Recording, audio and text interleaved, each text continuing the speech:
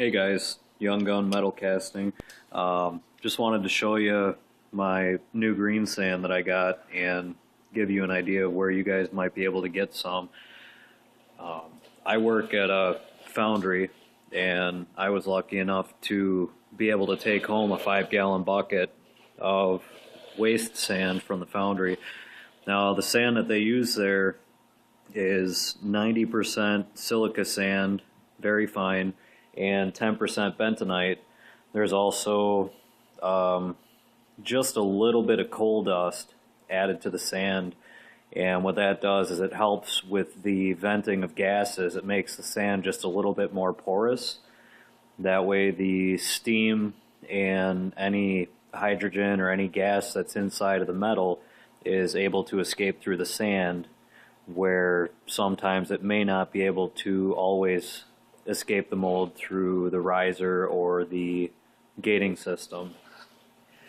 So just wanted to show you guys what the green sand looks like when I got it from the foundry.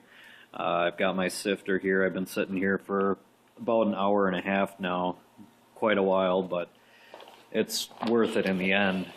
The sand, as I got it from the foundry, was very dry. I had to add some water to it, but you can see here there's quite a few large chunks. A lot of them are hard. They don't like to break up very easily, and not very good for casting. So what I did is took the sifter. I've got a bucket here with all the larger chunks that I was not able to sift out, and there's still moisture in this sand. It breaks cleanly but doesn't hold detail very well. And then the sand that's been sifted, this is the interesting part here. The sand that they use at foundries is a lot finer than any of the silica sand that you can buy in stores. This stuff it's so fine it's almost like flour. It holds detail really well. I might have it just a little bit wet. There's some sticking to my hand yet, but the detail that this sand holds is just phenomenal.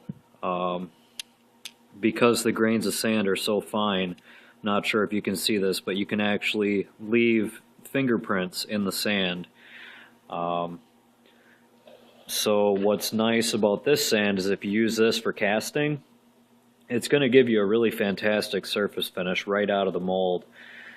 You're not going to have to file down a whole lot of bumpy sand texture. You're not going to have that real rough casting right out of the mold.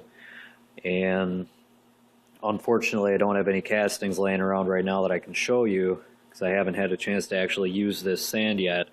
But once I get some castings poured, been having some problems with my furnace. I keep burning through crucibles, but once I get that sorted out, I will do some melting. I'll pour some molds, and I'll show you some finished castings with this beautifully, beautifully fine sand.